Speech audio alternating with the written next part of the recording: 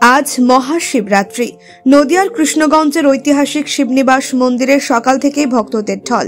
এশিয়ার দ্বিতীয় বৃহত্তম শিবলিঙ্গে জল ঢালতে ভক্তরা লম্বা লাইনে দাঁড়িয়ে রয়েছেন। শাস্ত্রমতে এক ব্যাধ এবং তার স্ত্রীর উপবাস ও শিবনাম জপ করার মাধ্যমেই শিবরাত্রি ব্রত শুরু হয়েছিল। সেই প্রাচীন আচার আজও পালিত হয়। নদিয়ার শিবনিবাস মন্দিরে ইতিহাসও কম আকর্ষণীয় নয়। কথিত আছে, রাজা কৃষ্ণচন্দ্র মারাঠা দস্যু নসরত খাঁয়ের আক্রমণ থেকে রক্ষা পাওয়ার জন্য শিবের আশ্রয় নিয়েছিলেন। যুদ্ধ জয় করার পর মানত পূরণে তিনি উপবাস রেখে শিবনিবাস মন্দিরে জল ঢালেন।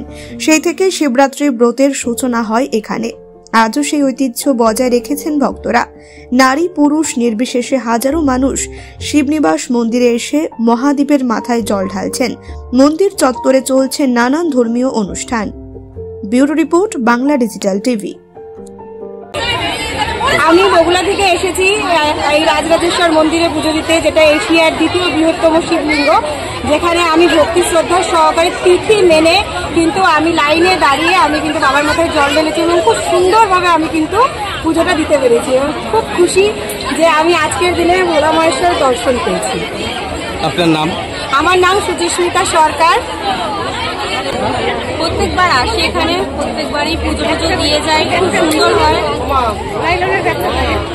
তো সুন্দর হয় পুজো দেওয়া। এখন তো লাইন পড়েছে বলে তাই, নাহলে সুন্দর করে বসে পুজো দেওয়া যায়, ভালো হয়।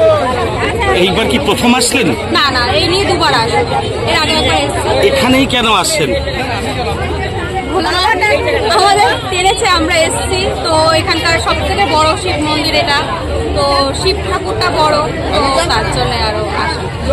আপনার নাম? বিয়ামন। কোথেকে আসছেন? দুগুলি।